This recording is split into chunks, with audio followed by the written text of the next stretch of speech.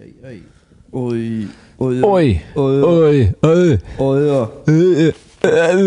Adrian! I'll do it for you. Should we just have the reverb cranked? Hey. Dude, I'm in the bathroom. You got a fucking dart in your neck. I'm dumping.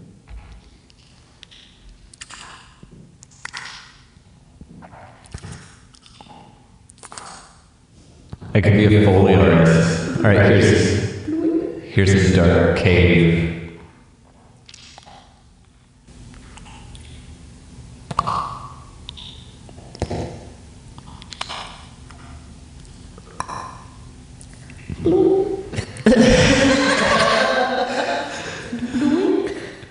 How you doing, Mike AM? It's a good day for a podcast. He said, yeah, let's do it. I said, fuck yeah, okay, let's do it. And that's how it happened, and it's happening now. This is the telephone test. We're testing telephones. So So it works, and we are technologically inclined. Yeah, we are good at technology. We did technology good today. Yeah, so this is what it'll sound like. It'll sound better if we do a phone interview because we won't We'll have somebody talking who knows what they're talking about. And they'll be in another room instead of talking into a microphone as well as talking into the phone, which are coming into the podcast device. It's messing me up.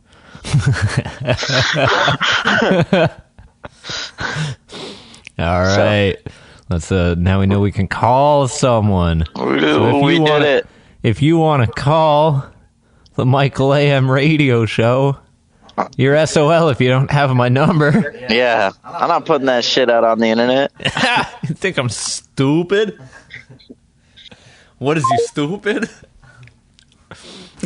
Wow, Mike put his number out on this podcast. He's so stupid.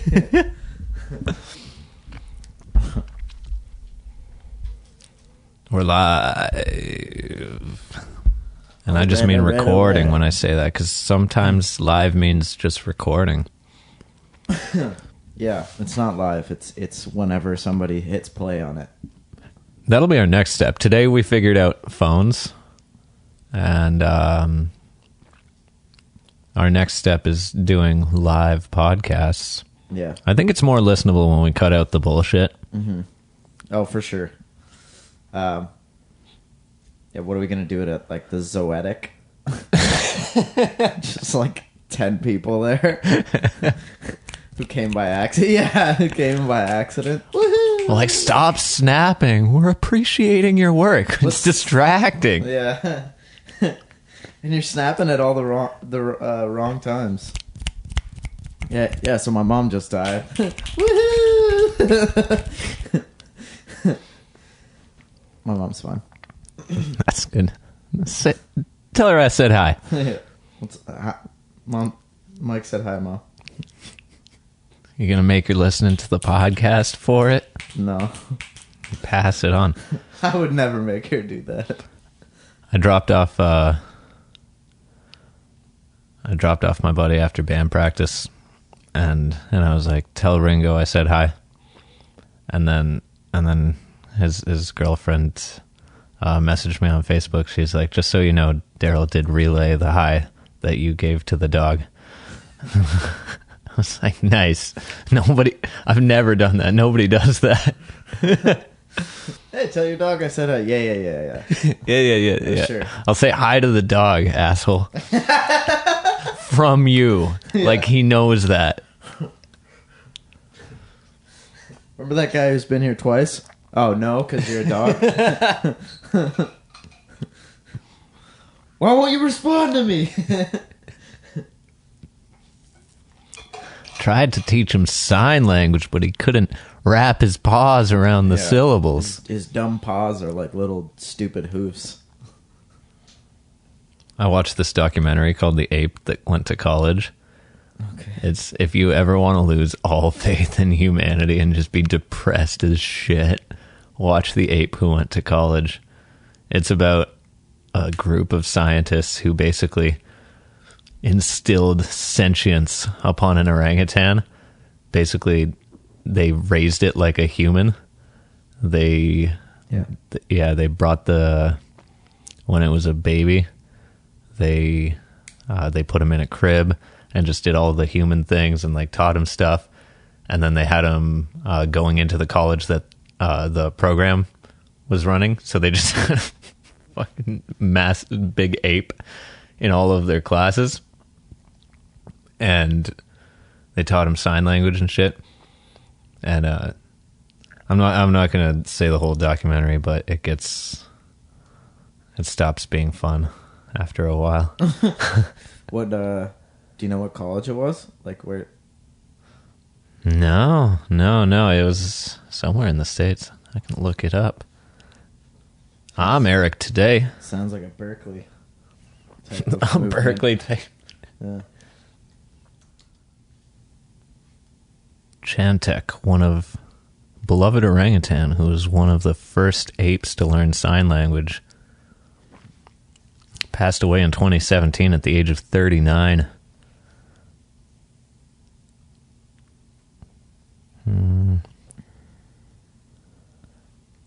University of Tennessee.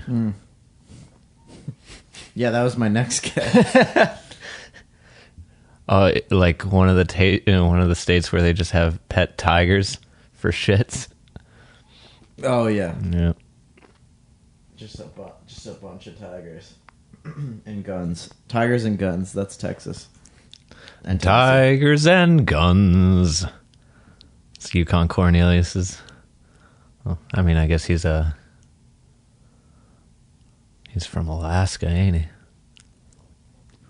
Who? I don't even know. Yukon Cornelius, I don't know who that is. the red-beard guy who he like fucks the Sasquatch in Rudolph the Red-Nosed Reindeer, Oh, right? yeah, They fuck. red corn no, unicorn. What is it? Unicorn Cornelius? What is Yukon Cornelius, I think. Yo, we did it. Unicorn Cornelius. What a stupid name that would be. Like, dude, you're fired. That's a terrible character name. Tim Busa said we should talk about Area 51, aliens, and or Bigfoot, and Sasquatch just came up organically. We didn't even have to. We didn't. So we've got. We opened it up. You think anybody's gonna show up to that? What is it? September 20th? Raid Area 51. I've got a buddy who's in the military, and he's been posting all of these things that he's been seeing in his circles of all the military. They're being like debriefed on how to handle it. Yeah. Because it's going to be like, if it's anyone, it's going to be a bunch of teenagers and shit. Yeah. You can't just like shoot a bunch of kids. I mean, you can, and I almost support it, but with fucking President Wildcard at the helm, who knows what the fuck could happen?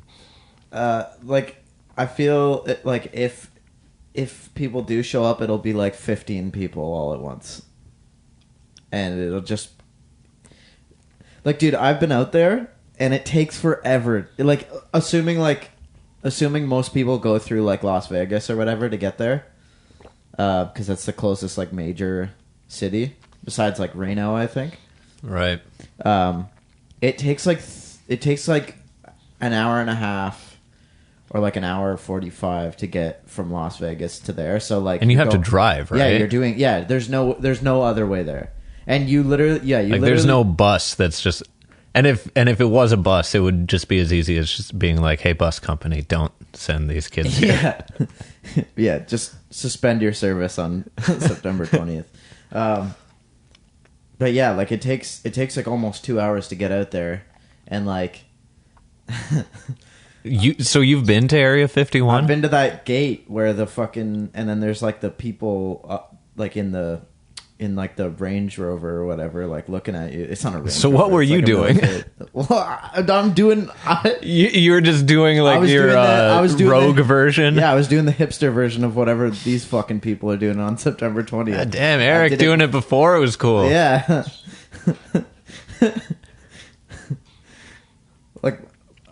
like I got up to the like basically to the gate, and then the van like started turning towards us, or like the truck or whatever that they're in, and I was just like, man, like they have to have some type of crazy camera in that truck or whatever, and it's just like my face is on a list now or something. Like, Oh my god. like just thinking about, I'm just looking at them like some fucking idiot, like, and like I'm definitely on like some type of government watch list now or something.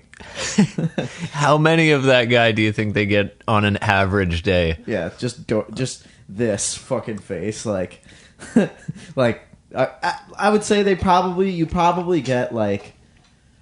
Just thinking of like the amount of people that go through like Las Vegas and shit, and how many dorks go through Las Vegas, and then how many dorks that are willing to actually make the drive. You probably get like, Or just Joe Rogan fans who are partying like the fuck, high on coke, and just 3 days into a bender, it's like 8 a.m. They've just, fucking do it, dude. Let's make the fucking run. we're gonna see some fucking aliens. Yeah. But yeah, you'd probably get like 50 people or something rolling up to that gate like a day, just coming down the long like dirt road. So now with 500,000 people being like, we're gonna do this. Yeah, they're probably like, well, there'll be 200 people. Yeah. Yeah, guaranteed. Like, didn't Vince RSVP to that? Yeah, I think I did. You're not fucking. I'm not going. You're not going again. I already went. I already did it. I got a T-shirt, or I got a hoodie. Did you? Yeah, I got, because like it's like the Nevada Highway 375 is called the extraterrestrial highway. Oh yeah. And yeah, I got a hoodie with like, it's got like a stealth bomber on it, and like it's like the actual. I put a Zero Fire sticker on the it's not an interstate, but well, it might be interstate. No, I don't think it is. But yeah, anyways, Nevada Highway 375. There's like one where you turn when you turn onto the highway. There's like the sign for it, and there was like a bunch of stickers all over it. So I threw our band sticker on it. I'm sure it's like stuck over at this point, because there's probably like a billion people a year going by there. So, well, not that many, but yeah. And then we were at. Right when you turn there, there's like this like hangar thing, this like metal hangar, and we rolled up to it, and it was like this guy's shop, and that's where I got the hoodie. But then when we left, there was this like weird dude who was probably like from Reddit. He like came. He was born there. Yeah, he was born on Reddit. the internet. Yeah. He's like one of those android people from like the Alien movies. Right, like Michael Fassbender. Yeah. Anyways, he came up and he's like, everything that he told you in there is not real. This is the pamphlet for how to get to like the real place that you're looking for. And he gave us like a piece of paper, and I was just like, I think I have some type of disease now from touching this thing. Did you follow it? Yeah. Yeah? Yeah. Which is... And it got you somewhere you weren't supposed to be. Like, no, it worked. It was pretty much where you were going to go. Yeah. It's just, there's a couple like landmark areas around there. Like there's this like black box thing that you're supposed to look for. And so he just had it all marked, and he was like, yeah, this is where they say it is, but this is on this pamphlet, this is the actual location. And so you're just like, this guy's crazy. Yeah, it was bizarre. It's not a good look for America, though, eh? They're just like arguing with their own populace to like try, please don't storm our own secret facilities. Yeah. If only to be not underwhelmed. Like, there's nothing here. Isn't all the real shit in some other base? Yeah, that's what everybody says. I think everybody says they moved to like some other base in like Colorado or something like that. I guess this is based off of the assumption that every human population that discovers another population just obliterates them and takes all their shit. But since that hasn't happened to us, isn't that evidence that that hasn't happened to us? Or do we not even have like anything interesting enough worth taking where they're just like, let's study these weird monkeys? Yeah. But then like to think like, oh, they crash landed by they crossed galaxies to get here. Yeah. And then they got to Earth and they're like, what? Whoa, gravity?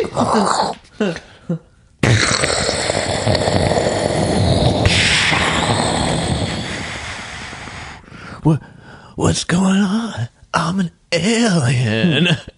I've never been here before. Boop, boop, boop, boop. Those are his antenna.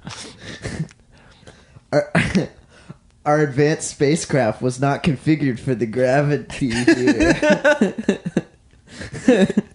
This exact level of gravity messed with our instruments. Yeah. We've landed on 10,000 other planets, but this is the one that fucked it up. Yeah. That goddamn Grand Canyon. It fucked us up. Then a couple of Albuquerqueans just like caught them with a lasso or some shit. He's like, what is this technology? You're coming with me, man. Oh, you mean Area 50-Juan. Oh, dude, you're coming with me. I'm gonna sell you for a lot of money. You're gonna be worth a lot of oranges, man.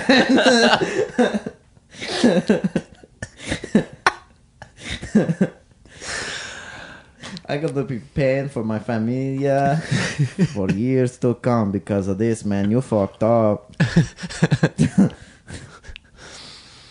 Your family's gonna be missing you, man. So thanks for that, Tim Busa. Yeah. We talked about aliens and Bigfoot. Yeah. You'll be happy to know that Unicorn Cornelius and Bigfoot are still happily married. This other one is Def Leppard is in town. They are one of those top 1%. One of those top 1% of bands that own 90% of the biz. ... What does that mean? I guess because, like...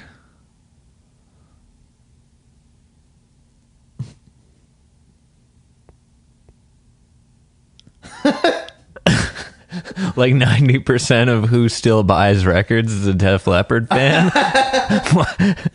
Like everyone who still owns a CD player for some reason is also into this band. Sympathetic to amputees. It's the Venn diagram of people who buy records and also feel bad for people without arms. Yeah, man, that's some interesting production techniques came about making that band sound like they sounded.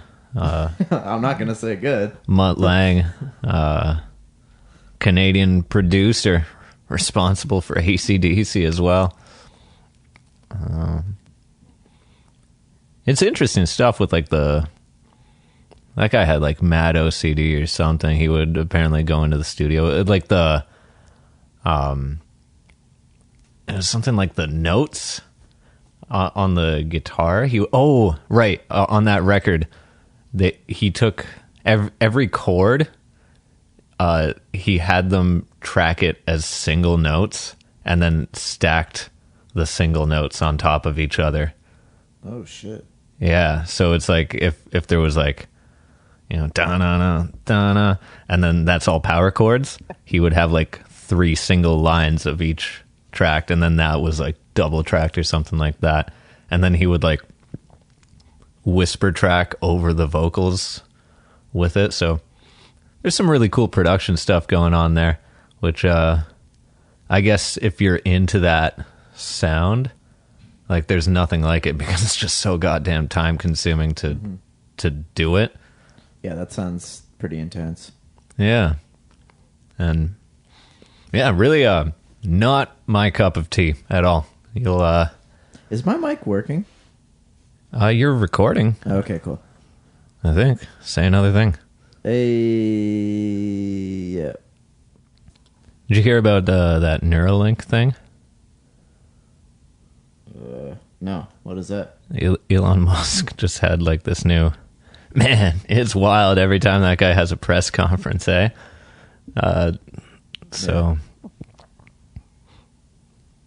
his Mars strategy was a big one. His Boring Co. is interesting, which will be interesting to see what the entertainment business looks like once LA has plunged into the ocean. Yeah. His new thing is called Neuralink, and it's they like drill holes in your brain, put little pins in there so that you can interface with technology just by thinking about it. Okay. Jeez. That's kind of like... Like, I thought speech to text was pretty cool. Yeah. Wow. And like, just imagine, like, they update the iPhone every fucking 6 months. Imagine just getting new holes in your brain every goddamn update. Yeah. Like, ugh. Man, I'm glad I'm gonna be dead by the time that hits like the consumer market. Hope so. Yeah. Fuck. Like, Can't wait for you to die. yeah. Dad? No, it's just the pizza guy. That's good too. Yeah. Yeah, everybody gets it. Oh man, National Pizza's so good. Right on the corner of King and James, the intersection. Pizza's so bad. Yeah, fuck Pizza. This is brought to you by National Pizza Gang. Yes, Get that dough. Zero Fire. That's the band we're in, for those of you who are listening to this and don't know that for some reason. Yeah. Mom, why don't you know what band I'm in? Yeah. I'm 30. Not yet. Pay attention. Pay attention, Mom. Yeah, we played a show last night and played to a handful of band folks And our girlfriends. and our girlfriends and the sound dude Oh, Steve Haynes. Yeah, man. keeps the sound rolling even Steve when no hooked it one's up. listening. Yeah. He even, to catch him, he played some Funny Boat after our set. Yeah, He's just like, this'll fuck with him. This will make his night even more weird. I'm like, wait, when am I? What? Yeah. What What version of my life am I living right now? Did I double book myself with myself? We're playing Oshawa, the Atria, or the Diesel Room, which I think is in the Atria, because when you type in Diesel Room Oshawa into Google, you get the address for the Atria. So yeah, I know. And then I was looking at that and like, unless it's like upstairs or something, like it just, the Diesel Room, like the pictures of it just look like the Atria stage. So I was just like, okay, it's the same thing, I guess. So it's probably just that room. You know how there's like the bar and shit on so like the right bar, side and then the left with side. with the punching bag machine is the Atria. Oh yeah, they have one of those. And then I'm gonna get over 9,000 points on that. just running headfirst with Butt the shit out of it. Dude, there's this Taiwanese fighting league that now allows headbutts, and people get fucked up. Like, that's really fucked. oh, dude, like you, like no one can have even like more than like 3 fights in this, because it doesn't matter how good you are, you're gonna get fucked up and never sport again. Yeah, like not even like you're just gonna be like drinking soup forever. No more solids for you. First, you're gonna drink a soup that's made out of your face fluids, and then you're gonna drink only soup For the rest of through your your life. wired shut jaw And not for even the rest of your life. minestrone, because there's solid pieces in there. But you'll get like $1,000 if you win. Yeah. and you have to split that with your man. If you look at the like, you think musicians have it bad, you look at the fight game and it is way more fucked up. You need like 15 people in your group just like training you. You need you need people like holding pads and shit for you and all this stuff, and that becomes kind of like your little team thing. It's like your band, right? In your management group and shit like that. Usually like no one's doing it without at least like 4 people in the band, right? So it's all got to get split all those ways, and you can only have like one gig like every 6 months, because your body can only handle so much, unless you're Hicks and Gracie, who is like a literal fucking anime character. Yeah, I mean, like, at least like when a gig goes bad, you don't get like punched in the face a bunch. Yeah, like, it's like you can do the gig. You can do a gig tomorrow. Yeah, and like redeem yourself or not, but like it's like a new failure. That's what's dope about music and art in general. It's just that like everyone's winning. Like if you go to an art gallery, and then like if you have an art exhibit, and then another painting's like, I'm going to put some of my paintings up too. You're like, cool. That now there's more paintings.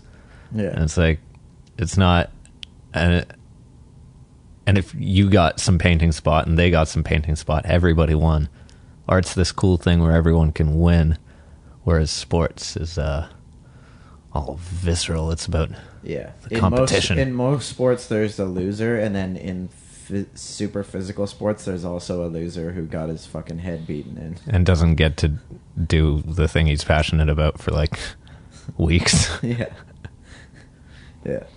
Like with a bad gig, like you can just like go home and like do some drugs and like sad crank it, and then you're kind of over it. Like you just move past it. Yeah, I mean you can't be reliving the nightmare gig when you're asleep.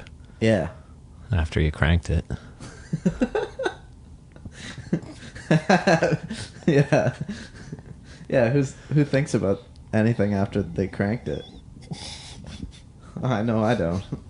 That's like, it's like shooting my brain out. Why we crank it? Why we Superman yourself? It's like jiggly amnesia.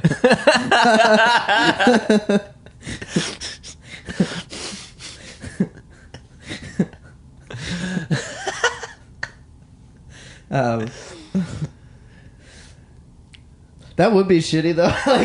if you sucked so hard that like the 3 people left at the bar just come up and just fucking wail you in the face. I feel like that's what happens in like Boston or something. Well, yeah, I mean, like there's those like southern places where they have the chicken wire up in front of the stage because people throw bottles and shit. Oh yeah. But because it's there, like they're even more gonna throw bottles because they know they just kind of like break in front of you and scare the shit out of you. Yeah. Oh man, I can't even imagine doing fucking. Well, maybe I don't know. Maybe it's different these days because of just like everybody's kind of a little softer these days. But like I can't imagine like what Boston was like when like Bill Burr was like coming up. Oh yeah, it must have been so fucking like hardcore and like. Dude, even imagine playing the Corktown in the 90s. Yeah, oh yeah, yeah. Yeah, like, yeah, it must have been such a rager. Like, it's so hard to get people out to any shows anymore. Like, if you beat the shit out of someone else is going to catch it on camera because that's just what you do. Yeah. You don't call the police, you just film it. But then you get, then there's this video evidence. Shit, world Whereas star. before, yeah, exactly. Whereas before, people would just beat the shit out of each other all the time, and then what would you do? Oh, this guy beat the shit out of me. You got proof? As he said, she said at this point. Yeah.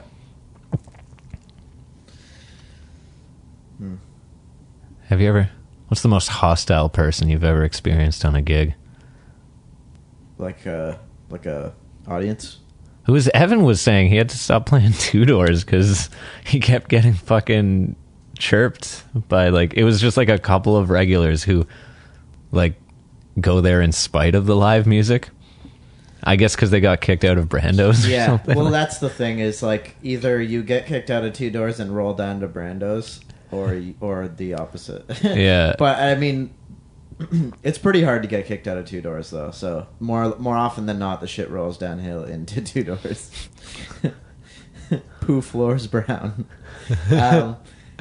Yeah, like, I don't know. There's usually, like, there's like a built-in crowd of really cool people there, but then there's the average, or not average, but there's the occasional, Brantford person. Roughneck. Yeah.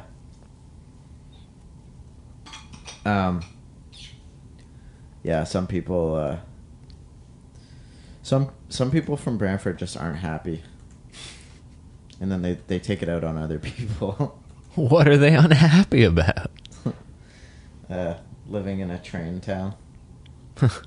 A train town? Yeah, lots of trains going by. Mm. Shippings and stuff. Makes a lot of noise. Yeah. The water's not great there.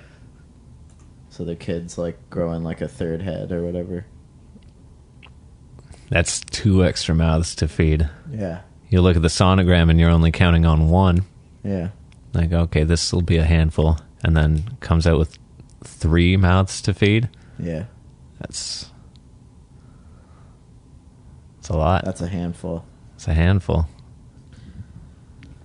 That's a couple handfuls. I'm wearing a Zebra and the Bandit shirt. Yeah, that's a band that we played with last night. They were dope. They were dope. Super high energy. They're it's weird because their Instagram said like a reggae band. Yeah. And then you listen to the tracks and you're like, this isn't a reggae band. Yeah. And then it was kind of reggae. Fun. But yeah, it's like it's like party rock basically. Yo, did you see some of they have some videos where they're playing at the Jurassic Park in Toronto, and those videos are insane. Yeah. They had someone in like one of those big dinosaur costumes just dancing to their stuff, and they're a super high energy entertaining band. Mm-hmm. They're climbing all over stuff.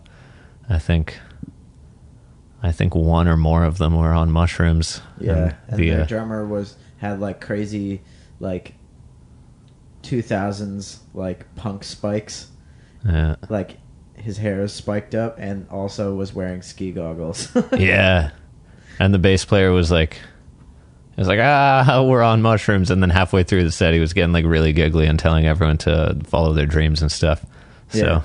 Yeah, so the story checked out. Yeah, it was like you could see the exact moment when they kicked it. Yeah. And I'm pretty sure there was a dude who was like actually giving them mushrooms while they were playing. Oh, is that? I thought that was like, shots. They were handing stuff.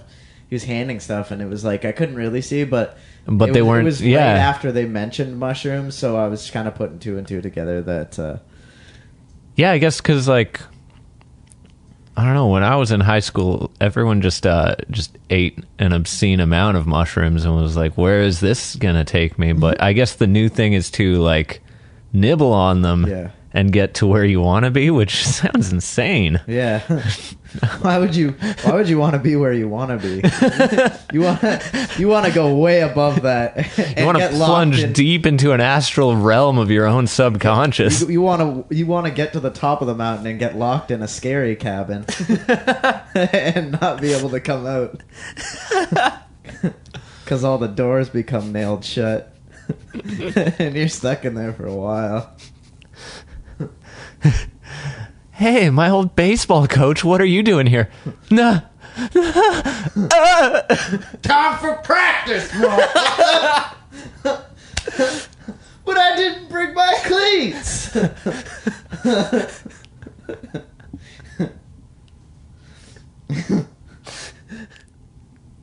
How the fuck did we get there? Oh yeah, that band. Honestly, I think that band is mushrooms. like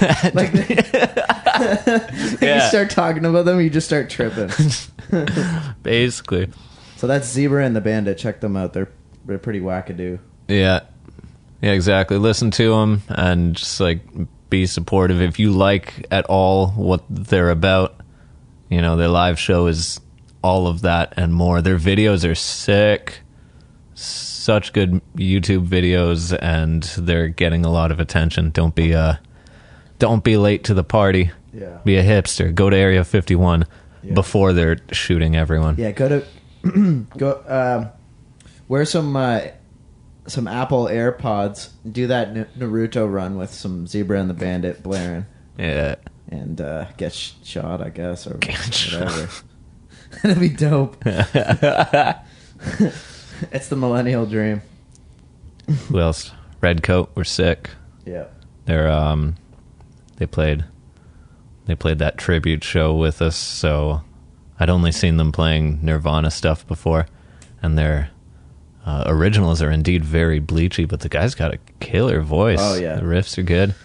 Yeah, there's enough other influence in there that it doesn't just feel like it's like a total, like, it's not like a Nirvana ripoff. The influence is definitely there. First off, they're just like a super hardcore 3-piece, like very tight. Yeah. Drummer plays with like his stuff up, so automatically you're like, well, you know. And he was wearing a Heavy Hearts shirt, which is cool. Yeah. Yeah, they're all from the same area, I'm pretty sure. But yeah, that band's awesome. Yeah, that guy's crazy good at like yeah, his voice is awesome, but he's really good at guitar too. Like, yeah, like for having just one guitar player, like they were doing like a lot of different like stuff, like with delays and stuff, and the bass player would like keep the lines going, and it was good, really good. Yeah, it was I think it looked like Steve had the bass amp mic'd or something. There was just a mic in front of the bass amp. No, he wouldn't do that. Yeah. He didn't. He took a line out from that same amp for me. Man, I love having that F-bass, man, because I can just roll up to any shit show gig with like, oh, we're using a cardboard box as the backline bass amp, and I'm like, cool, I'm still gonna sound great. Sound dope. Yeah. Yeah, like you don't even plug in, it just still sounds awesome. Just like I'm gonna bring a 30-foot patch cord and run directly into the line on his board, and it's gonna sound better than any bass you've ever heard. Yeah, that bass is awesome. F-bass is dope. Because they started making a pedal, F-bass, that's just like, because they found that a lot of their players were experiencing this thing where they would like to kind of switch between basses, but like the EQ and shit and the output on the other basses is so radically different that George or Marcel, I don't know who thought of it, but they made like a pedal that's just the inboard preamp in an external pedal, so that you can, you know, if you have like a passive jazz bass or something like that, you can plug it into this thing, and then it'll kind of give it that same boost and roundness that is inside of the F-bass already. Wow. That was a big, that's smart, fucking commercial. Gonna hold this for ransom. Give me a free pack of strings, or all that's all this is worth. Well, I'll be lucky if I get a free pack of strings out of it. Okay, so the sponsors that we want so far are Pix. Was it a Pix sponsor or no? What was the one that you were saying? I didn't get anything from the Cheese Pix. Oh shit! Cheese Pix. Cheese Pix didn't give me anything. Yeah. Hey, cheesepix.com. Send some fucking cheese pics. I think that's Kelly's bad. I think he said he was gonna hook me up some of those. Actually, Kelly's Symfinity project launched, and obviously it's dope. Did you see it? Did you check some of it out? No. It's so I guess they've been like holding back on, you know, really saying anything about it. Even the Instagram account was just like the guy's personal account, and then he just switched it over into being that band's account. Right. But I guess they Symfinity dropped their album. Kelly, our guest from a couple of episodes ago, great episode. Check it out if you're a guitarist and you're listening to this, or if you have ever thought about playing a guitar. See how far down the rabbit hole you can go. There's a couple cool insights actually that like even an introductory like guitar player I think could pick up. Like he was like talking about how like, you know, not fretting too hard and stuff like that. Like there's no real point in it. Like, because there's so much like talk about building the strength to press the notes that, you know, a lot of people, even as they develop further down the line, you keep thinking about, finger strength, and then it's like, how much energy do you actually need to be putting into pushing the strings down? Yeah. Well, that's cool that finally came out. That guy's a crazy player, man. Holy crap! Like some of the videos that he posts online, I'm just like, wow. Yeah, I can't believe it. So fast.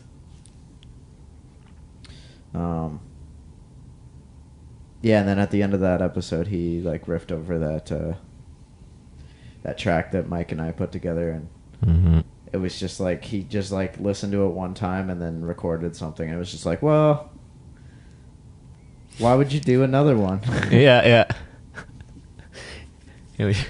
That's the one. Yeah. I don't know. Sometimes when I'm like, just using that as an example, like sometimes when I'm in the studio, like, and I like, if I'm doing like a drum take or whatever, and like, there's like some mistakes on what I've done, but they're not like detrimental to what it is. I'm almost like, let's just keep that, you know? Like it's kind of, because like you kind of get that like that bit of like organic human error element. Yeah.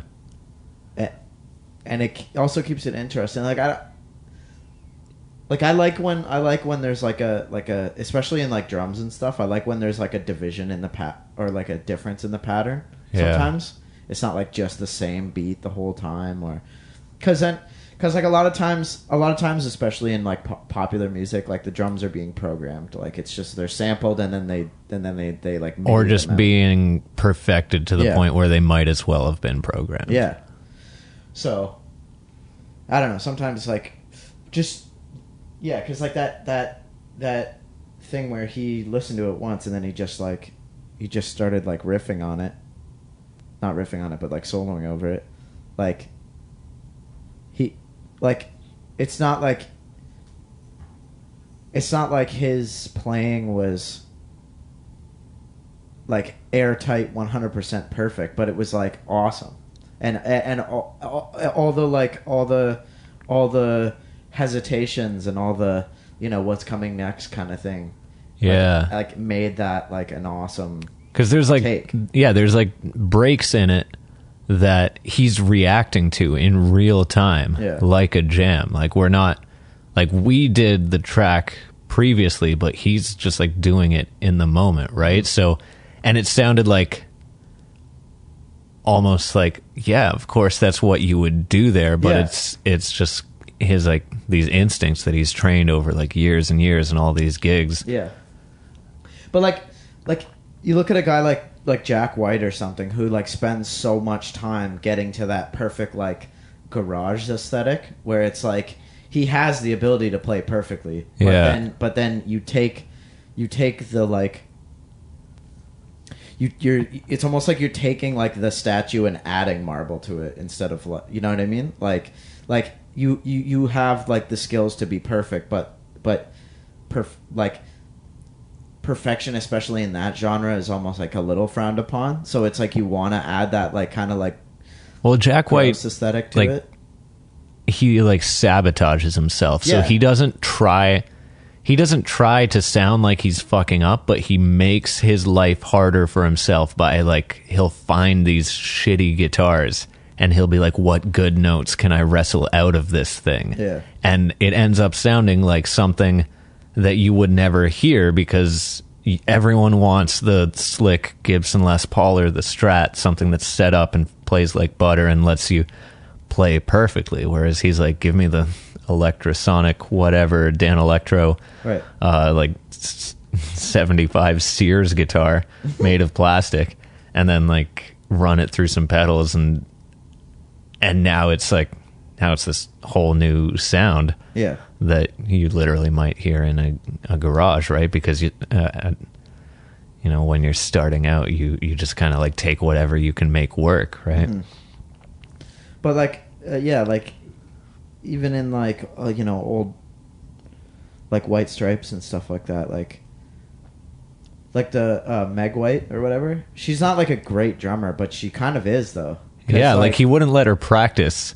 He's like, no, like your reactions are exactly what I want. Yeah, because like you like there's this constant like push pull in her playing, where it's like a little bit speeding up, a little bit slowing down, and like again that adds to like that, like the production on the record is great, so it's like it just adds to that like garage rock aesthetic of like it's a little bit raw.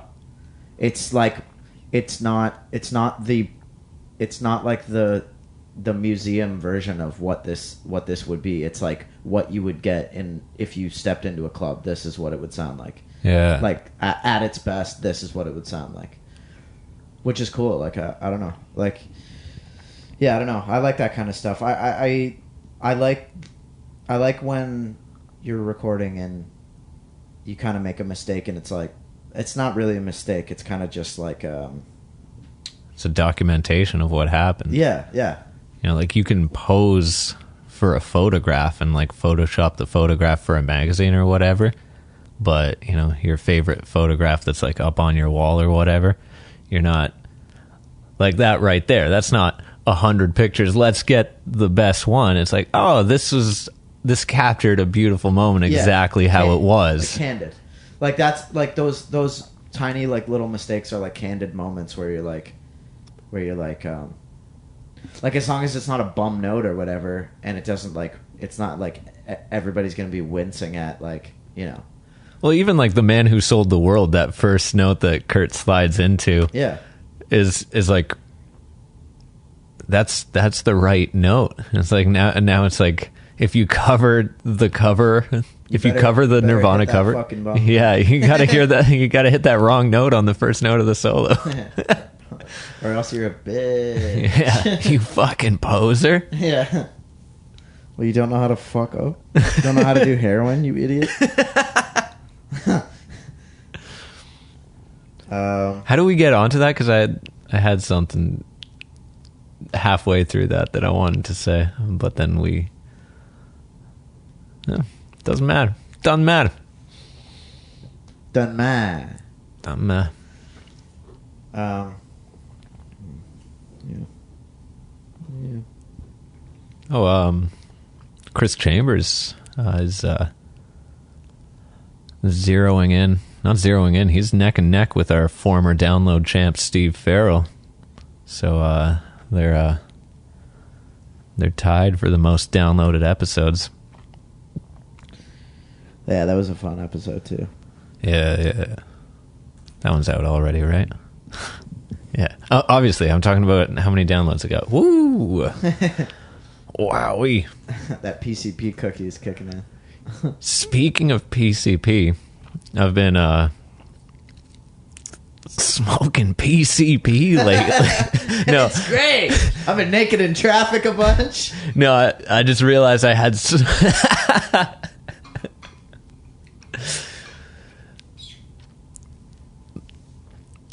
Just realized I had so many steps in this train of thought that I don't know if I'd even get back to PCP, but let's go there. Let's go on it. Yeah. Do you know Justin Lehman? He's a bass player. Oh yeah, I do. Yeah, I went to college with him. Yeah. So he coaxed me out to play some tennis yesterday, which was an insanely hot day. I thought you were saying he asked you to go out and do some coke. He's like, "Hey man, you want to?" Yeah. He coked me out into doing some PCP. Hey, you want to start with cocaine and then go to a way worse drug? I don't know. Let's start with the cocaine. So yeah, we'll see where we get. I'll see how I feel about the PCP once we run out of coke. Like once I'm high on the cocaine, I'll probably want to do the PCP, but right now no, I don't want to. Anyway, sorry. No, Yeah, he's been posting on Instagram about playing tennis, and I commented on something, and he was like, "Yo, come out." And we ended up, because the courts are free, because it's humid as shit, and it's 40 degrees out, so no one else is dumb enough to go. No human wants to fucking play tennis. Yeah. So we played some tennis, and I used to be all about that life up until high school, and I was getting really serious into music, and I was playing bass wrong, and I was playing tennis wrong, and I kept getting injured doing both of them, so I was like, I gotta pick one or the other. So I picked bass, and then it turned out I didn't have to be injuring myself playing bass. And then before I went out and played tennis yesterday, I googled like, hey, maybe I don't have to be injuring myself playing tennis either. And it turns out even though I got pretty good back in the day with my shit grip technique that was hurting my forearms, it turns out that I can fix that stuff.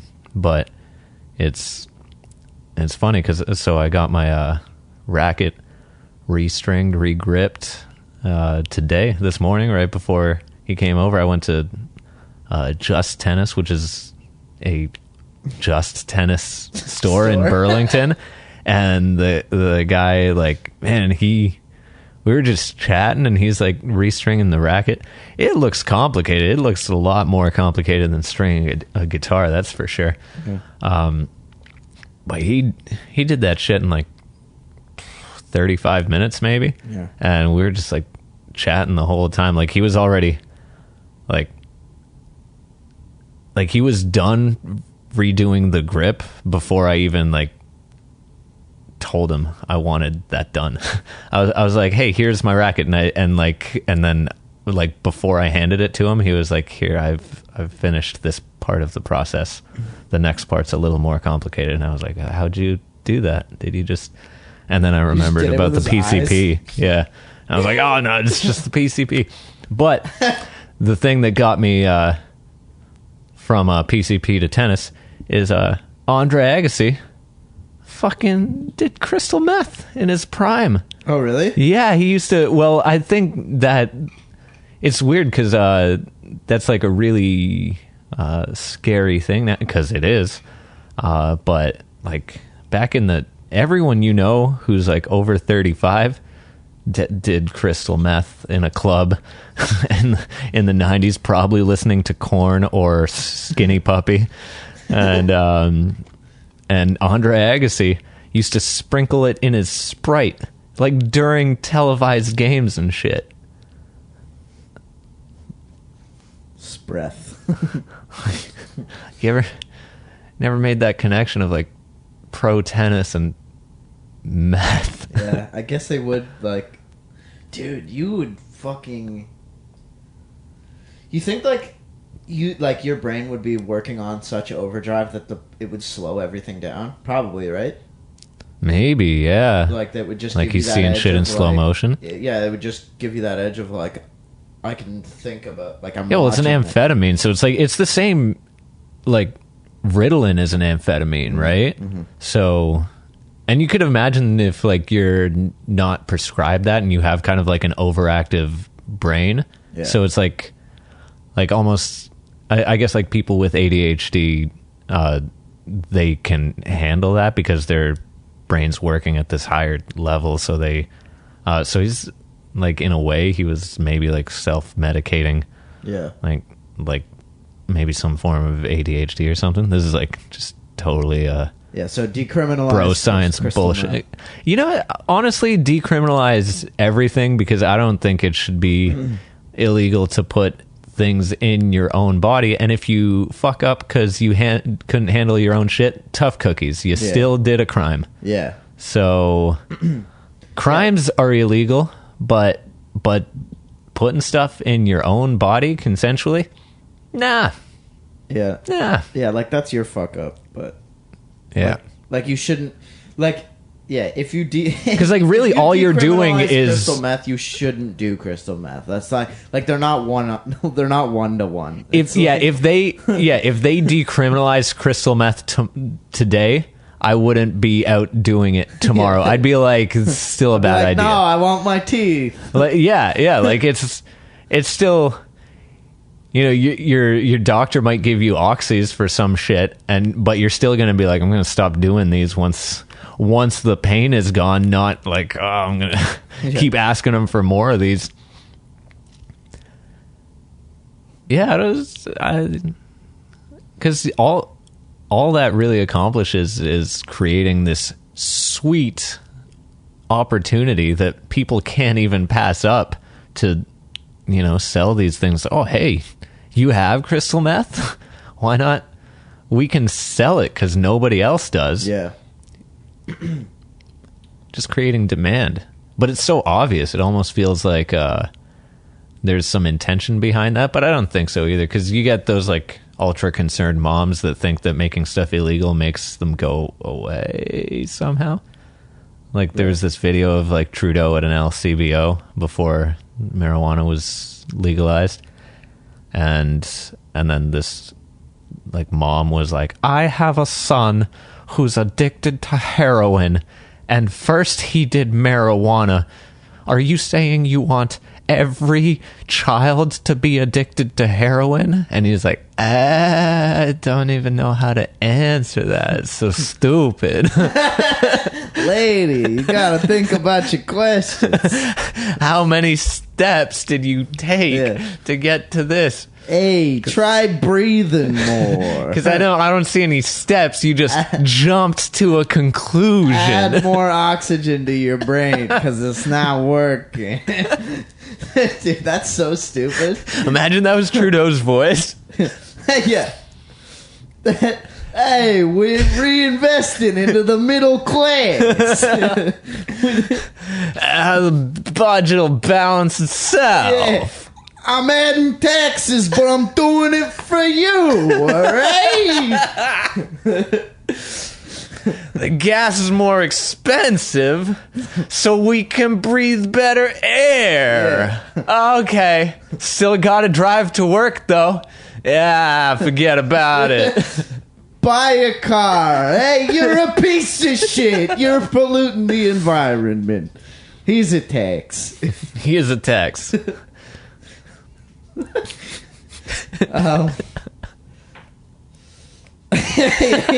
is a tax. You get a tax. You get tax. You get tax. Yeah, man, that's real stupid. Like just because your kid couldn't like you're such a shit parent that your kid wasn't good with just getting stoned with his friends. He had to like keep going further, and I don't know what the situation is. Well, because you make the assumption that marijuana is as bad as heroin, so you're like, oh, if I'll kick you out of my house if I catch you smoking weed. And then once you're kicked out of the house, then what are you gonna? Can I couch surf with my junkie friends? Oh yeah, sure thing. You want to try heroin? Well, I'm already smoking marijuana, which is just as bad. Yeah, like people who say that like marijuana is like a gateway drug to like that kind of shit, like heroin or something. It's like, yeah, okay. So it's also breathing. Yeah, because they have to breathe all the way to the heroin store. Yeah, like marijuana is also a gateway to Taco Bell, and waking up is a gateway to coffee, and like, you know, yeah, like they're not just like. Nobody is exactly the same, so we all experience life differently. Therefore, some of us aren't going to like succumb to like the same path of doing bad drugs. like I've smoked a fair amount of marijuana in my life, and I'm not a heroin addict. You've got like a real job too. I did it. Yeah, exactly. Like, I don't know.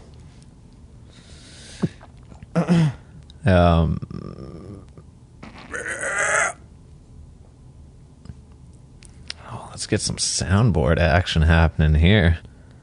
Fart soundboard for free.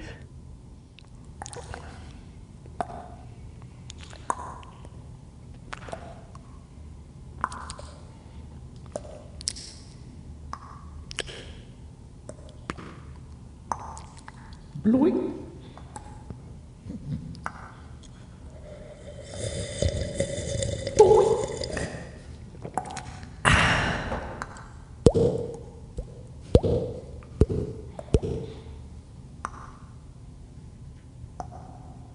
Whee!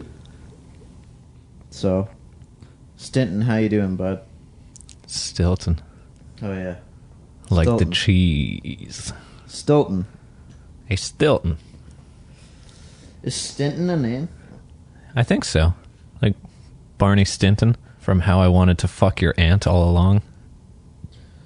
John Stinton Jr. was a British Royal Worcester painter, best known for his Highland Castle scenes. Highland Wake Cattle up, you drunk scenes. fuck.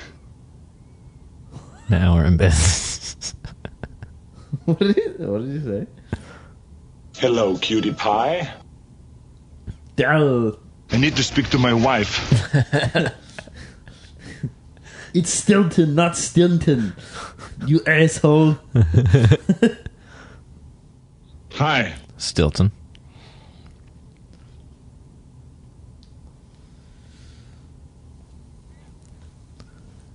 Just created like 4 minutes of dead air looking for the Schwarzenegger app to just like nuke the listenability of this show. We were doing real good up until We were doing that, too. pretty good. I was pretty impressed with us. What are we at? Oh, an hour 8. Holy smokes. You got anything else on your list? Here's the notes I had. We can see if we want to talk about any of them. Cool.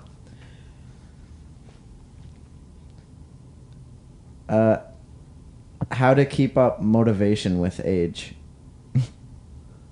So, by that I mean like ignoring the "you're still that way" like mentality where people are like, "Yo, you're still doing that shit," like with music or whatever. Oh, yeah. Like, I don't know. Sometimes I find it hard to kind of like keep interested in like doing music or like keeping playing Just because of like societal pressures. yeah just because like I'm 28 now. Dude, you own property. You can tell everyone to fuck off. Yeah, I guess so, but it's still like You can be like, shut up before I crush you with my wallet. yeah. And they'll be like, oh, fuck, I'm a barista. Why was I talking shit?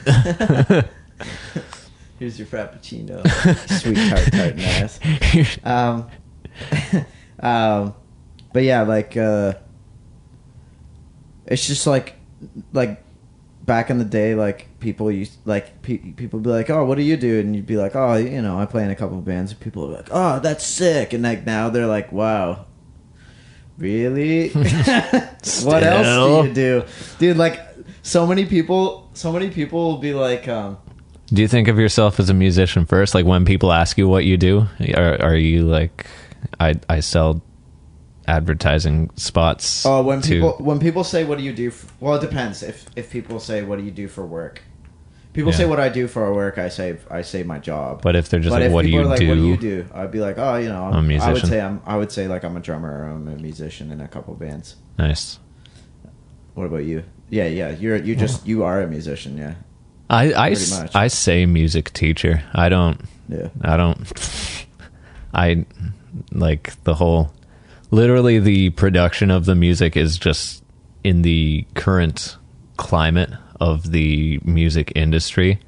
It's basically just like, it's more than a hobby, but it's just something that legitimizes me as a teacher. And it's like a business card and like a reference point for people who are looking to learn these skills to look at and see if I have something that they want. Yeah.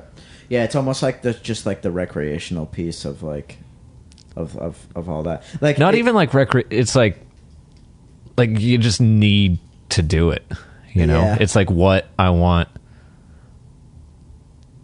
I don't know, there's just this kind of,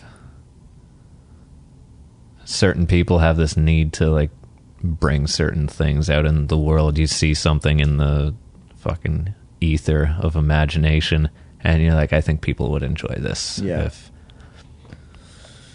Yeah, but like by creating your own music, unless you're like inspiring something, you're not really like it's just like your own, you're outputting your own like emotion just for you pretty much, which is good, and that's really like the way that you should be doing it. But like if you're a teacher, at least like you're reinvesting like back into like music as like a microcosm or whatever of what, you know what I mean? Like, yeah, just kind of helping people kind of find their voice, and it's really therapeutic too, you know? Like there's songs I've written where it's like an emotion that I don't understand, or like some sort of like conflict in my life between myself or like another person or like a type of person or a situation, and I'll write the song, and once the song comes out and I like play it a few times, I take it to open mics or even record it, I find I don't have that problem anymore. yeah, Like I evolve from, you know, it's the same thing as like therapy, you know, Yeah. like someone can go to a therapist and have all of these things holding themselves back in life, and the therapist kind of just helps bring it out. yeah, you know, or like move past it. Well, it's catharsis, really. That's what it is. yeah. Yeah. And I saw this post going around actually, and that was one thing I didn't write down. Let me see if I can find. I know someone who posted it. Dude, I'll people will be like yeah, like if it ever gets to the thing where like people are like, oh, what do you do? And I'm like, oh, I'm a musician, or whatever, or I play music or whatever. They'll be like, oh, what do you play? I'll be like, oh, I play drums. They'll be like, oh, that's cool. Do you play anything? Do you play any other instruments? Did they say that? Yeah, like all the time. It'll be like, oh yeah, I play drums. Oh, cool. Is there anything else you play?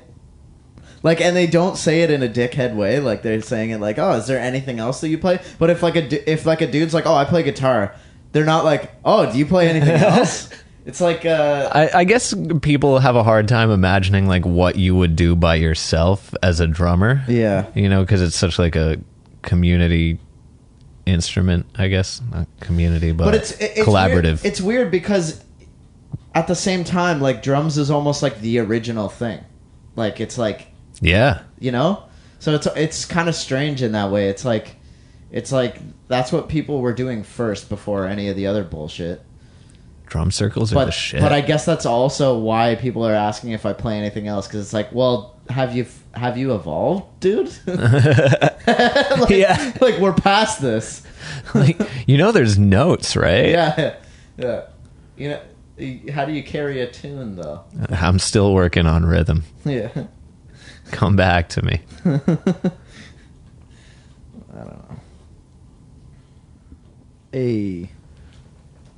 Kind of stressed me out when Facebook added this person was active X minutes ago or whatever, so people can see if How long you've been ignoring them or whatever. But it's not. Yeah, people take it personally. I mean, some people take it personally. A lot of people know better, and they know that you have to keep technology at arm's length to live a productive life and stuff like that. You know, sometimes it's like, I can't answer you right now. I don't know the answer, and I'm putting off the thing I need to do to give you the answer by trying to explain to you that I can't answer you. Yeah. No, I hate like the immediacy of technology sometimes. Like it's just like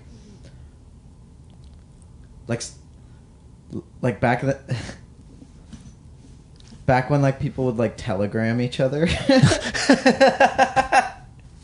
Like you had like a minute to figure it out.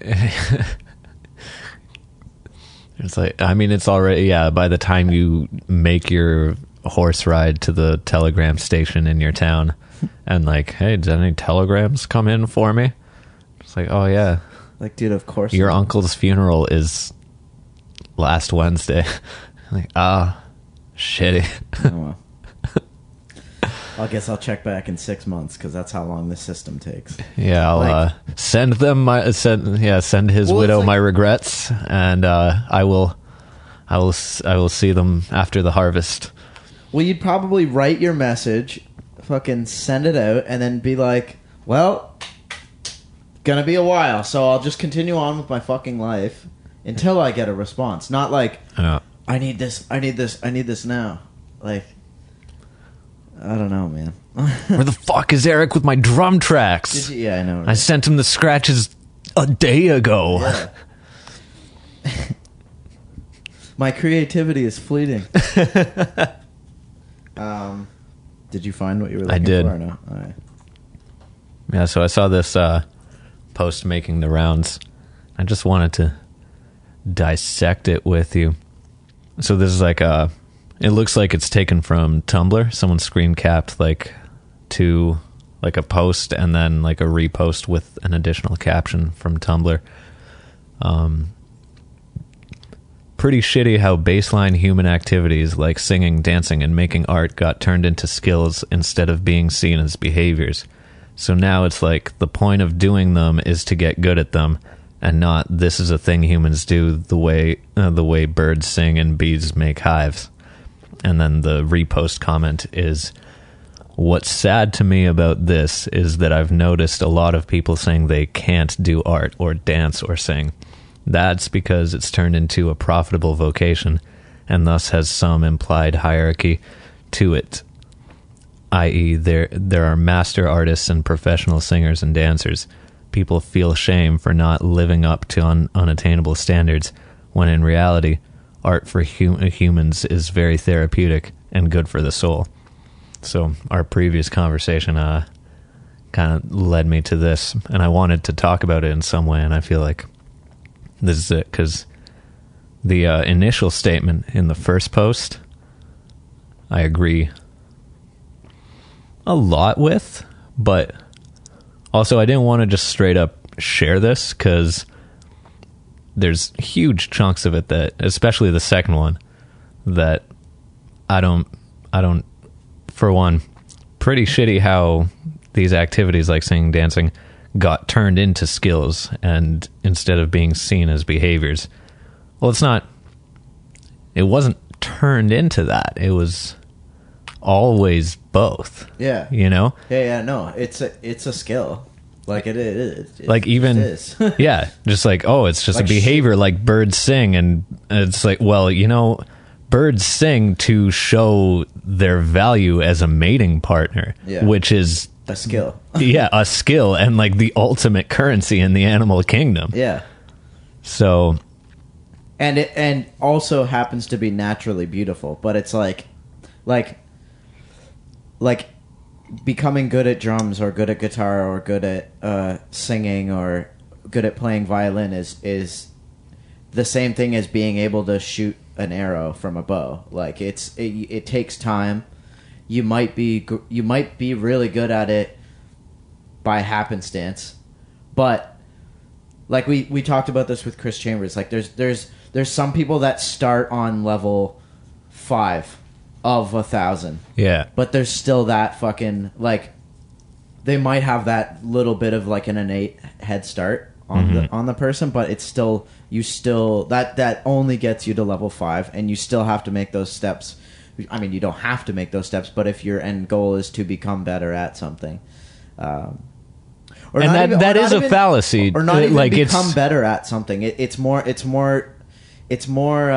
because becoming better at like referring to it as becoming better at it kind of implies that there is like some level of like competition within it, and I don't think that that's really the case. I think that it's like within yourself, like becoming, like achieving, like it's almost like your video game, like your like your RPG stats. It's if you want to become better, you have like you're having fun playing level 1, but if you're on level 1 for too long, it's going to stop being fun and you're going to move on to a different game. You want to see the progress, and as you move through the levels, you can see other people who are on different levels, and you can appreciate the time and effort that they've taken to get to those levels, and you can appreciate,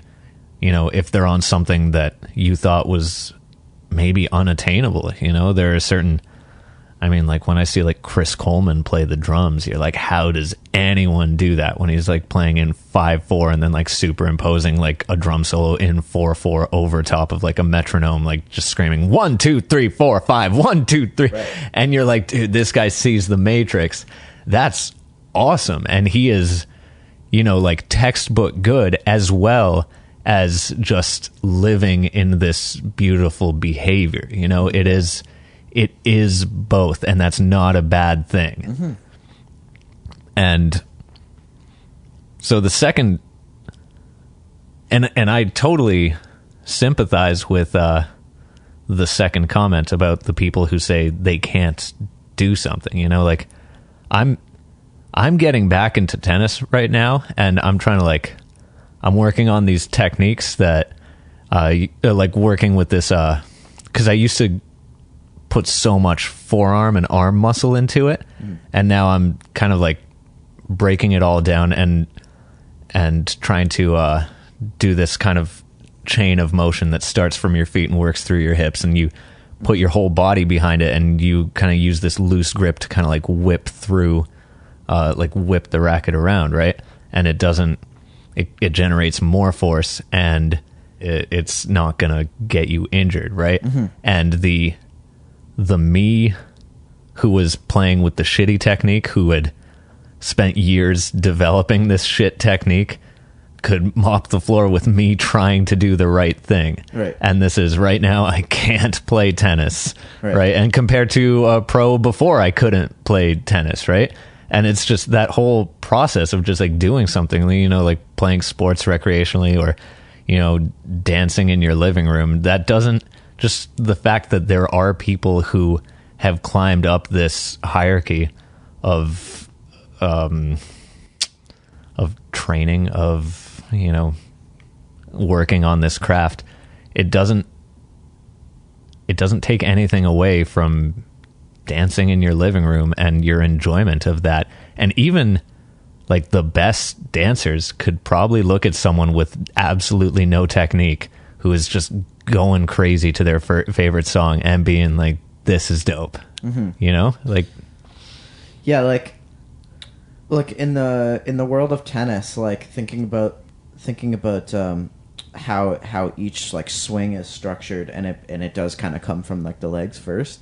Like, it's crazy to think about like top level tennis players, like every single step and every single swing they take has that in it, but like it's become so blended within their game that like you don't even notice those individual steps or those individual motions, because it's so fluid in their practice regimen and just how they play as a player. Like you don't see those individual movements.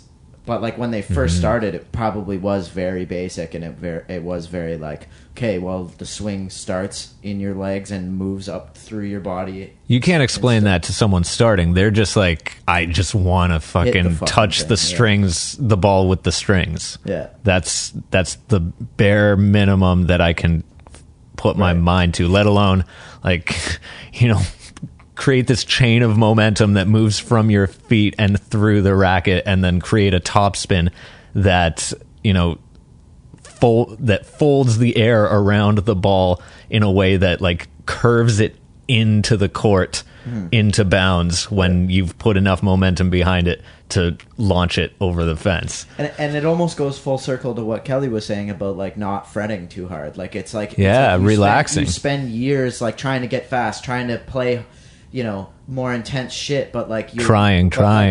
You're burying your shitty technique. Yeah. Where you know, with years of stuff on top of it, when the foundation was weak in the first place, right? So yeah, like all, like you're saying, like trying to explain that to like a new tennis player, it's like they're gonna be like, no, I just need to fucking power this thing or whatever, and because they'll see like a pro tennis player just mangling the fucking ball. Yeah. But the reason why they're doing that is because they're doing it right first, and they got to that level of. That's what I'm saying is like you don't see all those individual lessons and years of practice in every single step, because on top of becoming a great player, they also work on looking awesome. Like they work on, like, there's probably a difference between like the best player in the world and the most like fun to watch player in the world, you know? Like, there was this guy I was talking about with the guy restringing my racket, and I was like, I haven't been watching tennis in a while. Like he had like a cutout of a guy, and I was like, is this guy one to watch, or is this just like a model showing off a racket? And he was like, oh no, he's a real player. And I'm like, is he a big deal? He's like, maybe one day. And then he told me some like big names that he thinks are, you know, coming up in the near future. Yeah. He said that there's 2 Canadian guys actually who are looking promising. He says this one dude named Felix, I think, is Canadian, and he says like he could see him being like number 1 level in the near future, which is kind of neat. But I was saying, I was like, I remember when Gael Monfils was coming up. I think he was Haitian. I'm not sure, but he had this like weird style. He would like slide around the court, and he would like, it was all spin. He didn't play with a lot of power, but he'd like throw these tricky shots at people. Yeah. And I was like playing angles more and stuff. Yeah. And I was like, I remember when he was coming up, and he surprised a lot of people, but he just kept injuring himself. And he's like, oh yeah, he's still around, still injuring himself. and it was like, it sucked too, because he would like beat these top players, and he would make it to like round 2 or like the semifinals of a big tournament, but then like fucking throw out his knee doing his weird shit. Yeah. Right. And like you can like cement that bad technique into a style that is very cool and even like very effective. But, you know, there's kind of reasons that people did it, right? So something like, it's shitty that there are people who are considered master artists, or it's turned into a profitable vocation. Okay, it hasn't. maybe for a brief period between the 60s and the 80s, but you can scratch that from existence. But yeah, it's like yeah, it's beautiful that you're going crazy dancing to your favorite song, but at the same time, insurance companies say that most injuries happen within your own home.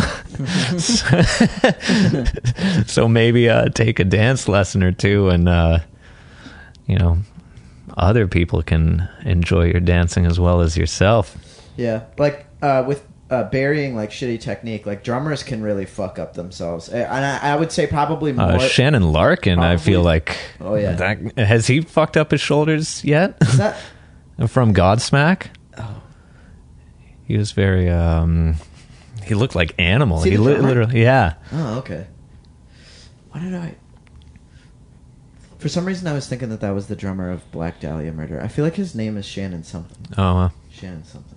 And anyways, yeah, like drummers, like you could watch like a drummer and be like, dude, that guy fucking rips, and he does. But like in a couple years, he's not going to be able to tour anymore because of his shitty posture, or like the way that he hits, or like something like that. Because like every single hit, if you're playing improperly, you're stressing your wrists out really badly, and you're probably going to give yourself like carpal tunnel and shit. Yeah, like people who choke up on the sticks, and they don't bounce them. Especially guys that like do like those like blast beats and shit like that. Like if you're not doing it properly, you're really fucking up your like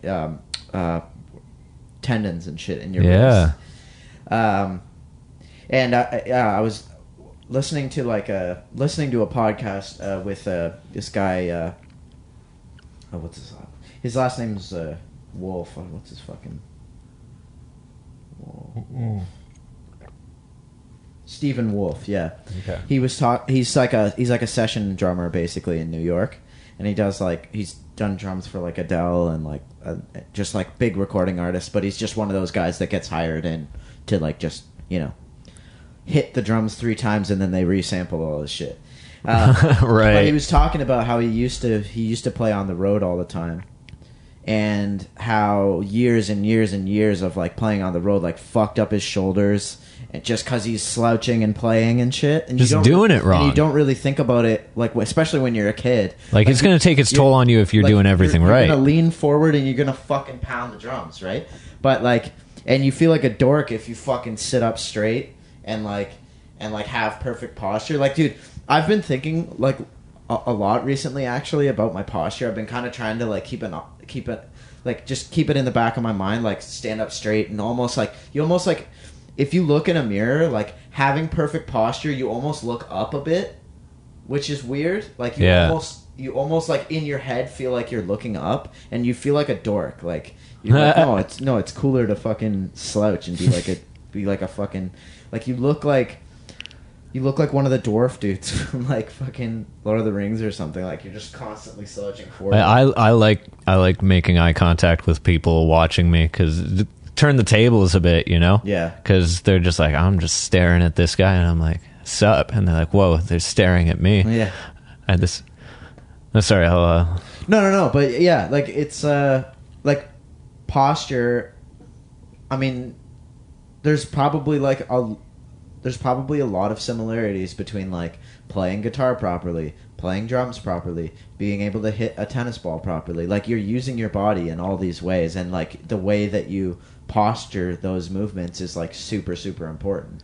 And even the slightest thing, if it's something you plan on doing every single day for half an hour, 45 minutes a day, that shit's gonna add up. So if you're dipping your shoulder, I saw this one YouTube guitar player, and everyone's like, dude, you need to stop doing this, right? Because it's like he was kind of, I don't know, he was like maybe in his like late 20s, early 30s, and it starts out as just like this little thing, right? So where your shoulders, you're saying you're slouching your shoulder a bit. Yeah, and it was like almost like comical the way, like how much he did it, and you can tell that it's just kind of like over time this little thing had just like like a great deal of tension in like just the right shoulder from something that he's doing every single day, and he's just focusing on like the practice, when you got this little like time bomb ready to go off that's gonna like put him out of commission. Yeah.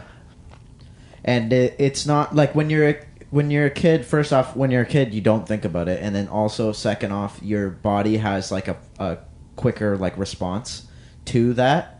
But like as you age, like that, it's really gonna like take its toll, especially if you've been stacking that bad behavior. Yeah, so I think that's a cool sentiment. I do think that more people should just let themselves enjoy something and not worry about the results. Just love the process. Dance to your favorite song, play to your favorite song, but do, respect the tradition. Acknowledge that there are masters who can help you enjoy this even more than you already do, and enjoy facets of it that you might not get to experience if you're just kind of, air quotes, teaching yourself, because what the fuck do you know when you're a total beginner, right? So, you can find these new rooms within this,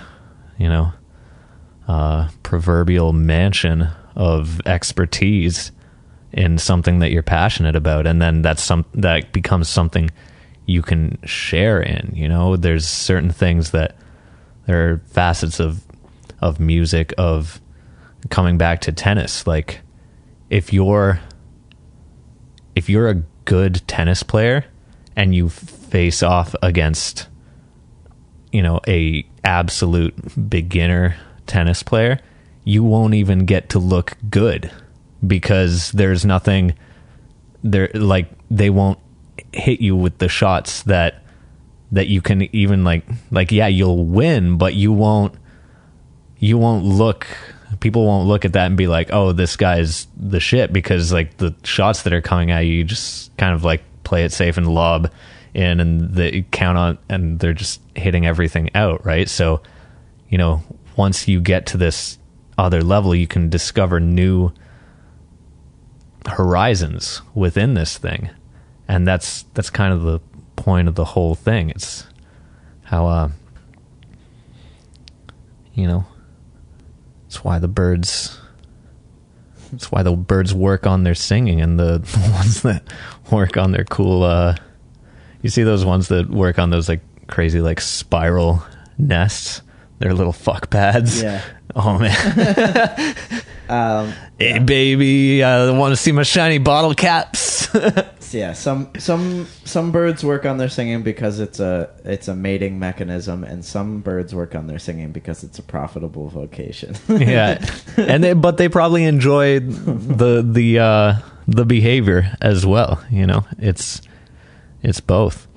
But at the same time, the air quotes masters, the people, if you're the one making people feel shitty about being on step 5 or 0, you know, don't be a dick, because they're just spending their time differently than you. So, you know, what are you really? You're just proud that you're a nerd who just practiced the clarinet instead of going out to parties? Get over yourself. Yep. All right, I think I'm gonna head out. Yeah. All right. Cool. Thanks for fucking listening, peeps. Yeah. Do we tell people to engage? Thank you, Tim Busa and Dave Guja, for writing in with our topics And having similar rhymey sounding last names. That's yeah, cool. yeah. I hope you enjoyed our takes on Sasquatch, Area 51, and Def Leppard. Yeah. We'll probably have some guests soon. Yeah. We're Coming soon. we figured out how to use a telephone. So I told myself I wouldn't do phone interviews when I started doing this, just because I personally can't sit through like that shit level of audio quality. So I can't imagine people doing that with me. It might But be interesting to do like a tiny little piece though. Like if we did something schedule like this, Yeah. and then we say like in the middle of it, we're gonna talk to Kyle, you know, Right. from who was going to be our guest today, but he's very busy recording an album with Arnold Lanny, I believe is the guy's name, who did some Our Lady Peace stuff. So shout out to Kyle from Incura. So Hope maybe he's we'll get him in the future, hopefully, and yeah. our paths will cross.